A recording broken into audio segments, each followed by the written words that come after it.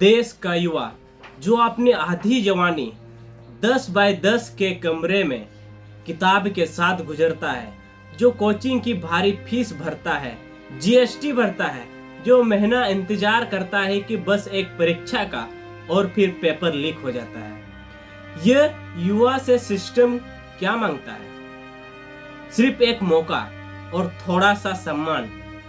लेकिन 15 मई 2026 को इस युवा को न्याय के सबसे ऊंचे मंदिर से क्या मिला? एक शब्द, वो भी कॉकरोच।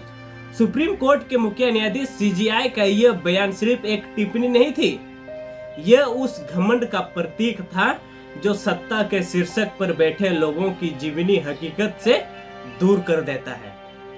इस एक शब्द से भारत का इतिहास में एक ऐसा डिजिटल जन आंदोलन खड़ा हो गया जिसकी उम्मीद ना सरकार को थी ना विपक्ष को। आज हम बात करेंगे उस डिजिटल सत्याग्रह की जिसने भारत की राजनीति की जड़ें हिला दी है। अपमान का यह घूंघट युवा पी चुके हैं, लेकिन गुस्सा खोलता हुआ लावा बन चुका है। इसी बीच अमेरिका में बैठे भारतीय मूल के सोशल मीडिया रणनीतिकार अभिजीत दीपके ने एक्स यानी ट्विटर पर एक ट्वीट किया मजाकिया अंदाज में, जो सिस्टम के मुंह पर तमाचा था। लेकिन किसी को नहीं पता था कि यह एक ट्वीट बटरफ्लाई की तरह, विस्फोट की तरह पूरी दुनिया पर फैल जाएगी। देखते ही देखते इस ट्वीट ने एक डिजिटल सुनामी का रूप ले लिया। यह कोई आम ट्रेंड नहीं था, यह हादसा था, विस्फोट था जो सालों से दबा हुआ था।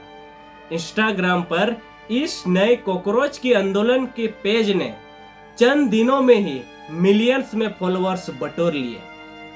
भारत की दो सबसे बड़ी पार्टियां हैं, एक बीजेपी की पार्टी है और दूसरा कांग्रेस की पार्टी।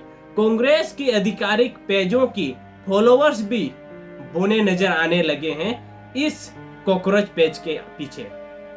सीजीआई की तरफ से सफाई कहा गया है कि बयान को गलत संदर्भ में लिया गया है, लेकिन तब तक बहुत देर हो चुकी थी, तीर कमान से निकल चुका था। अब युवा पीछे हटने के मूड में नहीं थे। सिस्टम युवा को कीड़े मकोड़े समझता है। आइए इस कुछ फैक्ट तथ्यों की कसौटी पर परखते हैं कि क्या आप जानते हैं कि एक राज्य यानी कि विधायक जो एमएलए होते हैं या फिर मुख्यमंत्री सीएम होते हैं, उनको क्या मिलता है और एक युवा को क्या मिलता है? आइए देखते हैं। एक विधायक जिसे जनता चुनती है वोट देकर, उसका वेतन भरते हैं, उसको मुफ्त बिजली मिलती है, उसको मुफ्त पानी मिलता है, फर्स्ट क्लास रेलवे यात्रा की सुरक्षा मिलती है, हर महीना उसके पीछे लाखों रुपए खर्च हो जाते हैं। ये हम नहीं कहते, एसोसिएशन ऑफ डेमोक्रेटिक रिफॉर्मेशन ये कहती है, इसकी रिपोर्ट कहती है भारत देश की ज्यादातर विधायक करोड़पति है। जब उसकी आमदनी को देखा जाए, उसके वेतन को देखा जाए तो लाखों में है। जब वो करोड़पति कैसे बन जाते हैं? उसको उम्र भर पेंशन मिलती है। वही दूसरी तरफ हमारा कॉकरोच यानी युवा बस 500 रुपया का फॉर्म भरते हैं, 1000 रुपया का फॉर्म भरते हैं, ट्रेन के जनरल डिब्बे में धक्के खाकर एग्जाम देने जाते हैं। अगर वो आवाज उठाए तो उसे क्या मिलती है? लाठियां मिलती है, उसको मारा जाता है, पेटा जाता है। मापदंड ही एक ऐसा आक्रोश का असली वजह है। जब भी कोई आंदोलन सत्ता की नींद हराम करता है तो सिस्टम का डैमेज कंट्रोल और आईटी सेल एक्टिविटी हो जाता है। इस आंदोलन को बदनाम करने की कोशिश शुरू हो चुकी है, लोग बदनाम करने लग चुके हैं। आरोप लगे हैं कि इसके पीछे आम आदमी पार्टी का हाथ है या किसी विदेशी ताकत का हाथ है। इसे एक पॉलिटिकल प्रोपेगेंडा बताया जा रहा है, लेकिन ऐसा कुछ नहीं है। लेकिन आप जरा सोचिए, जरा गौर से सोचिए, कोई एक राजनीतिक पार्टी रातों रात करोड़ों युवा की ब्रेन को वॉश कर सकता है?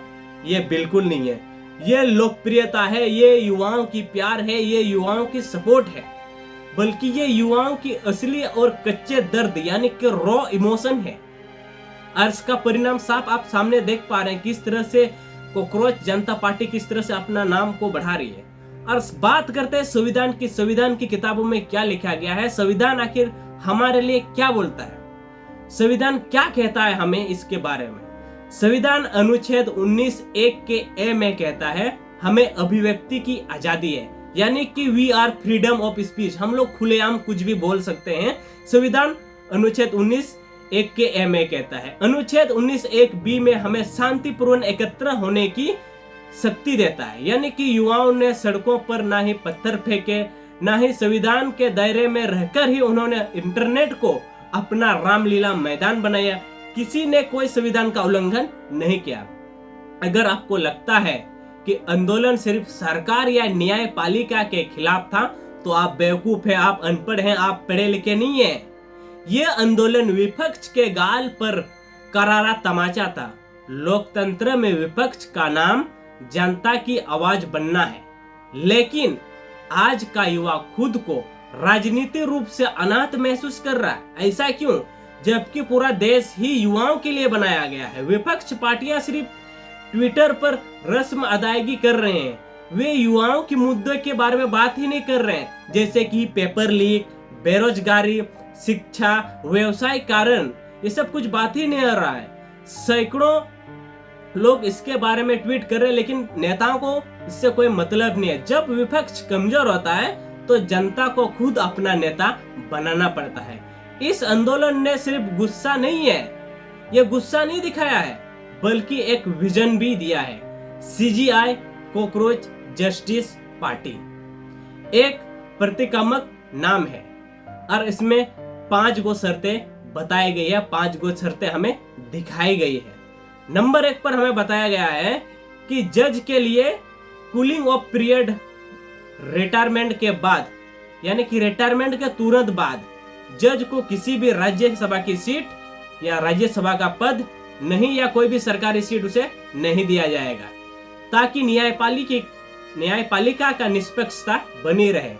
और दूसरा बताया गया है मीडिया की जवाबदेही, जहर उगलने वाले, फेक न्यूज फैलाने वाले मीडिया हाउस पर सख्त कानूनी लगाम लगाया जाए, सख्त कार्रवाई की जाए।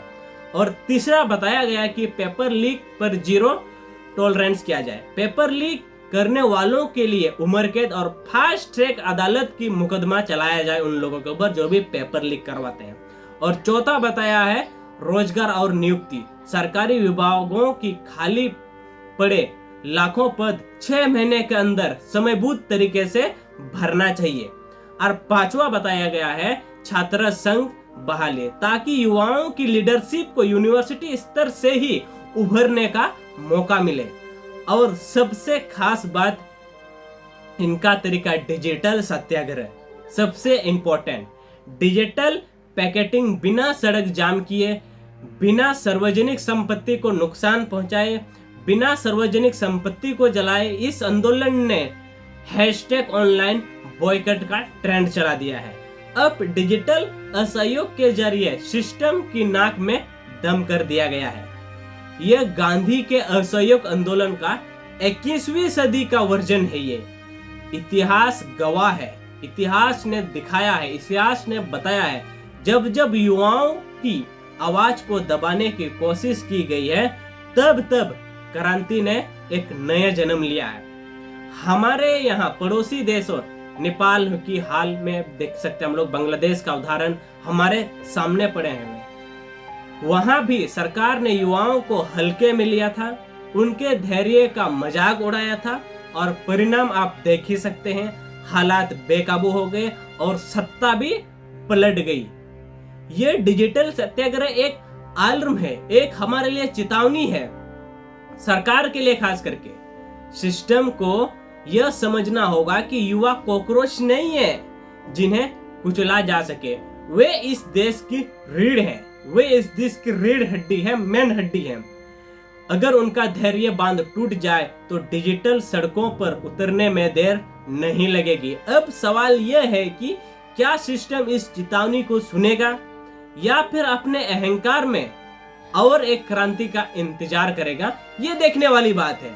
कमेंट बॉक्स में अपना राय जरूर दें और चैनल पर नहीं आए तो सब्सक्राइब जरूर करें, क्या आप इस डिजिटल सत्याग्रह के साथ हैं? इस वीडियो के साथ हैं, डिजिटल सत्याग्रह के साथ हैं, तो इस वीडियो को हर युवाओं तक पहुंचाइए, क्योंकि यही वक्त है हमें अपनी आवाज को उठाने का, यही वक्त है हमें अपनी आवाज को बुलंद करने का।